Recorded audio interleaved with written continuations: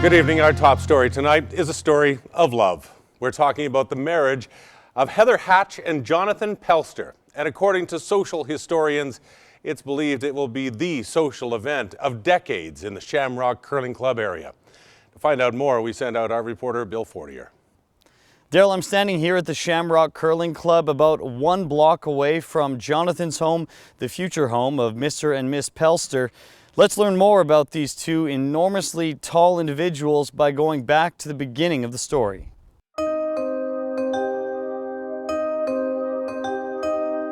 Heather was a fairly good baby, a little colicky now and then, but she wasn't really cranky, and she wasn't hard to deal with. I already had Byron, who was 22 months old, and she was just a little tiny little thing. She was only 6 pounds 8 ounces, so she was a pretty teensy little baby.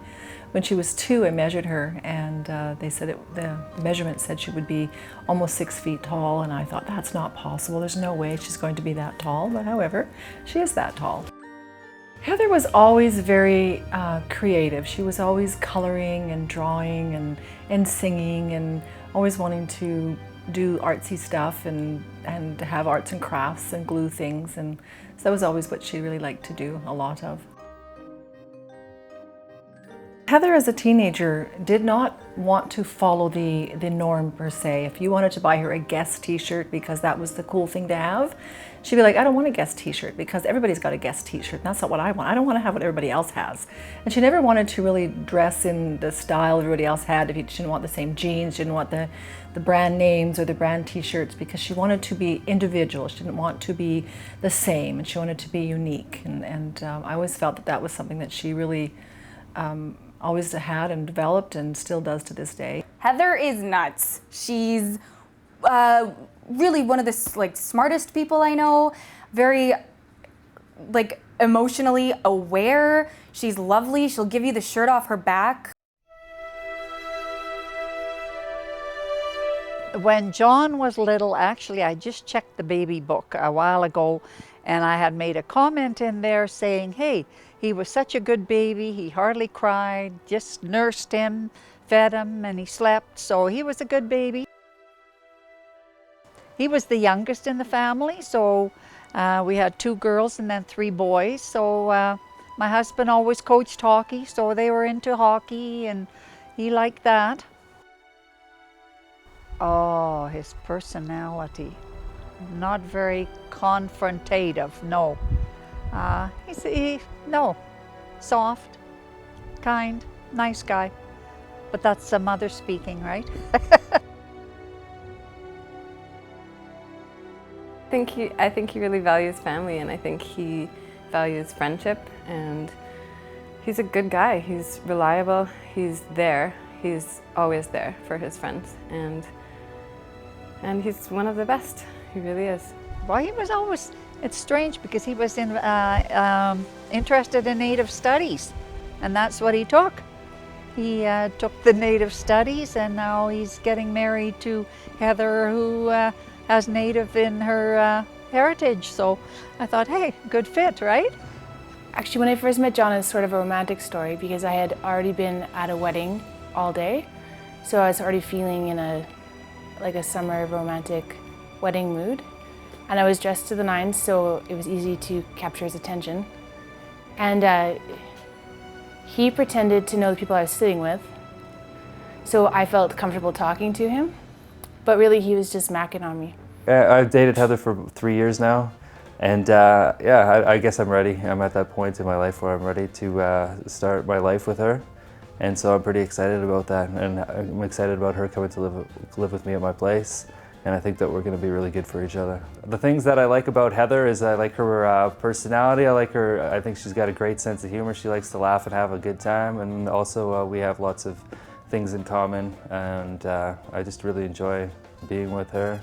I like how she takes care of me and cooks me good food, and I like taking care of her. He's a leprechaun, really, I think.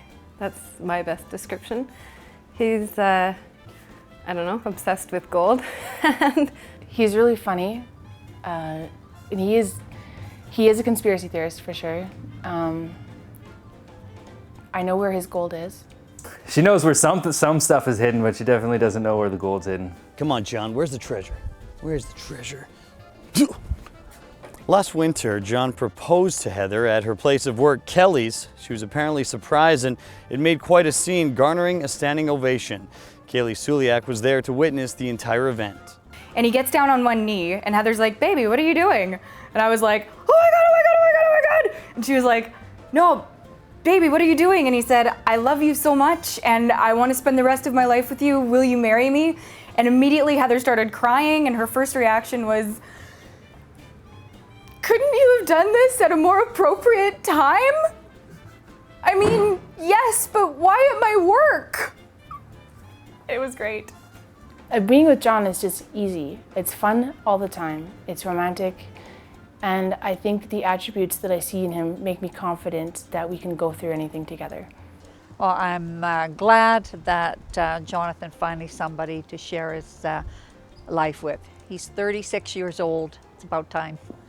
I think that they are really good for each other. I think they're a good match for each other, and that there's a lot of respect and caring for who they are each as individuals, and that they will maintain that, and that they will continue to grow as a couple and continue to maintain individuality, which I think is really important to both of them. I think what they share that really works is that they're both up for anything.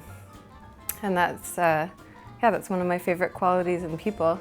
And they both have it. And it makes them fun to be around. It also makes them adventurous. It's going to make them happy.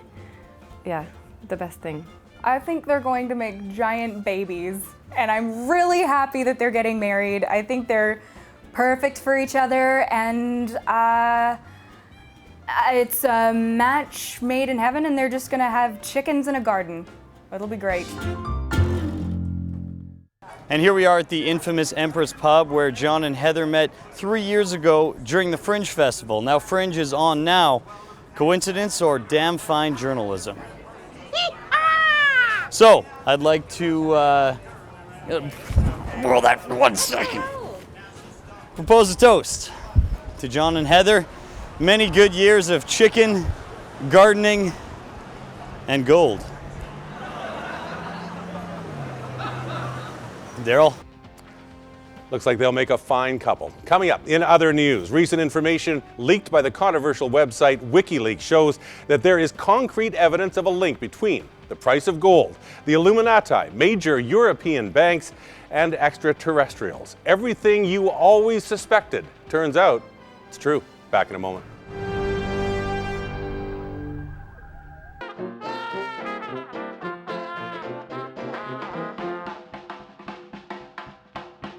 The name of my jewelry line is called John Q Public Jewelry. It can be found for sale at the 124th Street Grand Market. I'm wearing John's earrings that he gave me, and I just think they're just absolutely beautiful and amazing and wonderful. So I want to encourage you all to go out and take a look at John's jewelry and buy some for yourself, because it's just so unique, and you'll have a piece of jewelry that nobody else will have. It's awesome.